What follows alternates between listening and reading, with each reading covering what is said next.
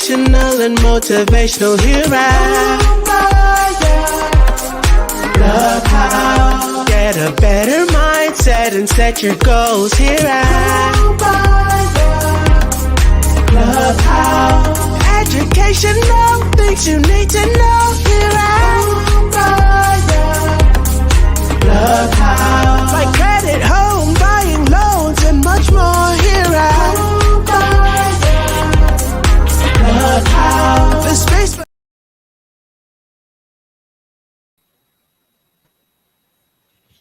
Hey. Hello, everybody. Yes. All right. So we are really having some issues today with StreamYard, but we are up here. We are in the building. So welcome to the Homebuyers Clubhouse, where we go live every Wednesday and every Friday. On Wednesdays, we drop something inspirational and motivational. And on Fridays, we drop something educational. For those of you guys who don't know me, my name is Jessie Lynn. I am a triangle realtor with A to Z Realty. Miss Erica Batts, loan officer. Introduce yourself, honey. Hey, I am Erica Batts. I am your mortgage loan officer with New American Funding. All right. And I hope y'all can hear me okay out there. But all right. So today we are talking about stay woke. Stay woke. And it's not what y'all think when we say stay woke, but actually it could be when we say stay woke. When you hear stay woke, Erica, what do you think of when I say stay woke? What I've always thought of is, kind of keep your head on a swivel. Like, Absolutely. Pay attention to your surroundings. Mm-hmm. Because sometimes there are things that are happening that we may not be aware of. If I stay just focused forward, then I don't see the stuff happening. Just like when you drive in a car, just like I've always had blind spot mirrors. Or any car that I've had ever since I've been a teenager. And I didn't understand people that didn't have them because I'm like, I got to be able to see what's in this blind spot over here because I don't want to, be trying to get over. And then I get over on a car because I didn't see it because it was in my blind spot. Absolutely. I love it. That was a whole word right there. I like how you said that because, what we had the saying a few years ago, stay woke, stay woke, stay woke. Like you say, things in front of us may not be the same. But today, when I say stay woke, when I was in church on Sunday, they were telling the story. They were telling the story about this boy who fell asleep in church, child. And, we all fall asleep in church from time to time or whatever. But this boy, he fell asleep in church, and it's not that he fell asleep. It's not that he fell asleep. It's how he fell asleep, right? So when he fell asleep, he decided that he was gonna sit inside of a window, and he was tired. I guess he got tired, and he said, "You know what? This would be a good place for me to sit." And one of the things that he said when he woke up after he found out he fell asleep was, "I didn't know." He didn't know or whatever. So what happened was the boy fell asleep. He was in the window ledge. He fell asleep. He fell asleep to his death, actually. When he fell out the window, they thought he had died or whatever. And everybody was just kind of like, you know how people are. They just kind of talking like, "What were you thinking, child?" And he's just like, "I didn't know. Why would you sit in the window and fall asleep? I didn't know I was asleep." We all get tired sometimes and we didn't know. But the question was like, how many people around him knew he was falling asleep? Like, because a lot of times when we fall asleep, we be fighting at sleep. We be rocking back and forth, holding our head up. We see the person falling asleep.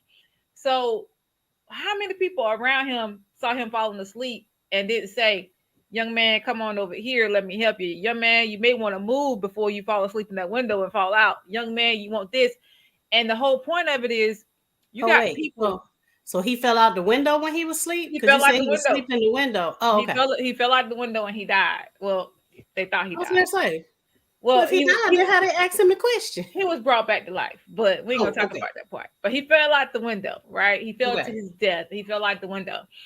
So, and that was the thing, like, all the little boy could say was, "I didn't know," or whatever. So, yeah, that was the question. How many times people around you see you falling off?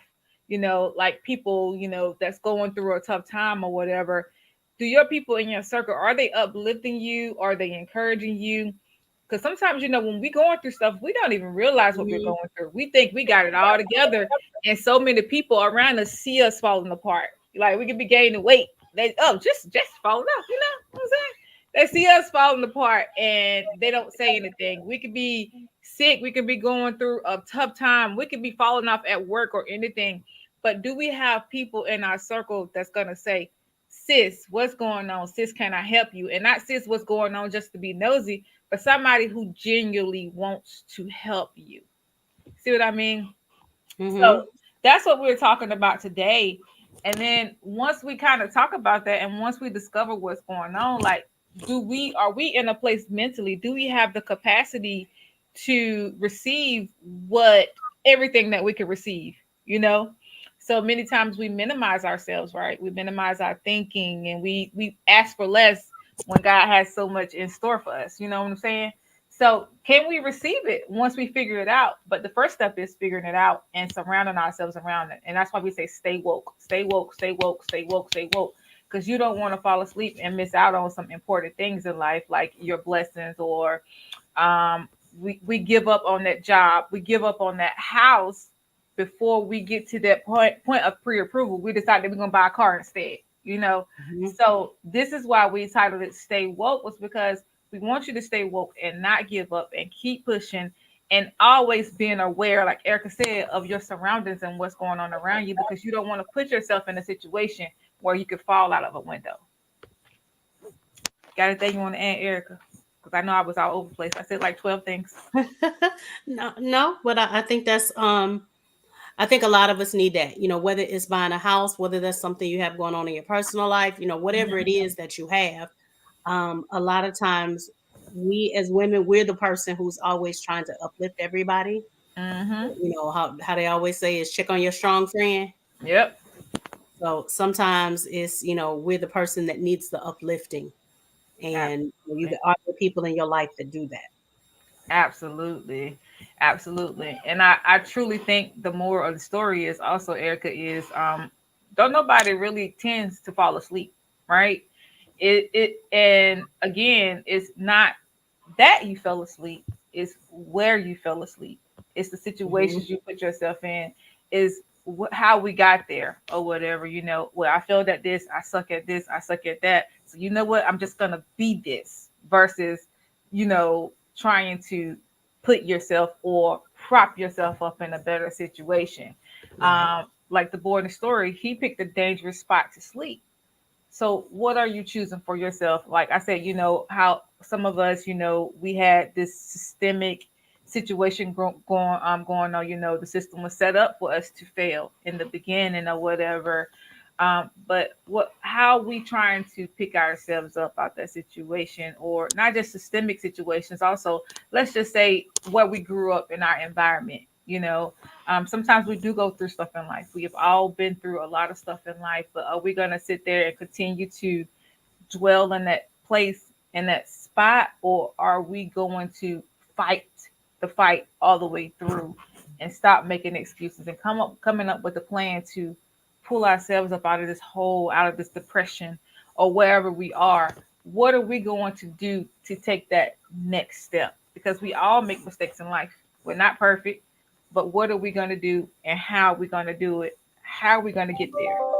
And sometimes it does require surrounding yourself around people, some elders of the church, or some of the people who's some successful millionaires. If you want to be a millionaire, or you just sometimes you just got to step back and take a look at your circle and wake up and open your eyes. But sometimes we do fall asleep and we forget. We just stay there in that hole. And we just fall asleep. But we got to wake up, y'all. We got to wake up and keep pushing.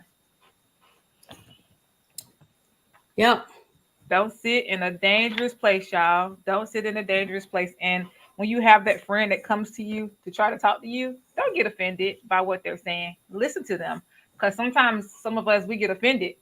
We don't want to hear it, and this person is coming from a place of love and we get offended. And then we find ourselves, we are in these negative places. We find ourselves in these negative places. And this is why we always talk about mindset and changing yourself and your surroundings, because if you surround yourself around that negativity and around that gossip and constantly making excuses for yourself or getting offended versus working on it, you're going to stay in that spot as well. And I just said that. So, what do I have here in my notes? For one, you want to fight the fight, keep fighting all the way through, stay prayed up, do your meditations, and we talk about that a lot. Um, Many times we have plans to go places and we get burnt out, and somewhere we do fall asleep. We fall asleep in dangerous places, and many times we don't know we fell asleep. A window, a ledge, the car, a bench, whatever. Sometimes we go through battles in life that reflects us falling asleep.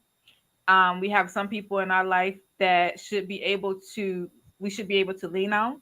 Some people that we need to stay connected to, like we said earlier, in the church, at work, or a friend. We find ourselves comparing ourselves to others. I forgot about that part. That's where we fall in the hole a lot, when we start comparing ourselves to other people. Getting offended. You don't, and a lot of times you don't know what their journey was to get to wherever it is that they're doing. Absolutely. And that's the thing. People don't understand. Lord, I want to be like her. Y'all don't know what that person went through to get there. They probably fell out many windows. They probably have hurt themselves, got a lot of bumps and a lot of bruises, and they had to start over to get to that point. That's a good point, Erica. And I was actually thinking about, there's been a whole lot of, talk this week about Will and Jada. And, in one of the J. Cole songs, he said, I want a Will and Jada love. So because he was thinking, okay, but now that it's come out, the kind of love that they've had, it's like, nah, you don't really want that. But of course, we couldn't see any of that back when he made the song. Absolutely. All right, what else? We get offended. Well, people try to help us. Lose sight of the goal and our vision. That happens. That happens a lot. Oh, that happens. I'm not even going to go into that.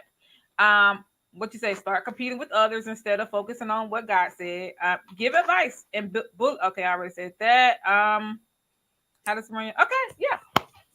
That's it. That's all I have, you guys. But the most important part is make sure you have the right people in your circle. And also, like I said, not just the right people. You really need to learn how to pray and meditate and focus on God, because sometimes God is the only way to kind of get us out of that hole. We got to understand ourselves mentally also. Because sometimes I know me, I go into denial a lot. I can feel myself get heavy and I don't want to talk about it. But as soon as I finally go in prayer a week later and decide I want to talk about it and cry it out, I feel better. So all I'm saying is recognize yourself in your body and don't run from your problems, because it's only going to get heavier and heavier and heavier. That's all I have, Erica. Yeah.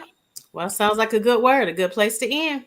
Absolutely, you guys. Well, thank you guys so much for tuning in today. For those of you guys who don't know me, my name is Jessie Lynn. I'm a Triangle Realtor with A to Z Realty. You can reach me at 919-818-9854. Erica. Hey, and I'm Erica Batts. I am your mortgage loan officer. You can reach me at 919-608-7916, or you can reach me at ericabatts.com. You can reach all of us in the clubhouse at www.thehomebuyersclubhouse.com. You can find us on Facebook at in our group and on our page at Homebuyers Clubhouse, and you can find us on YouTube at The Homebuyers Clubhouse. We hope you guys have an awesome day, and we'll talk to you guys later.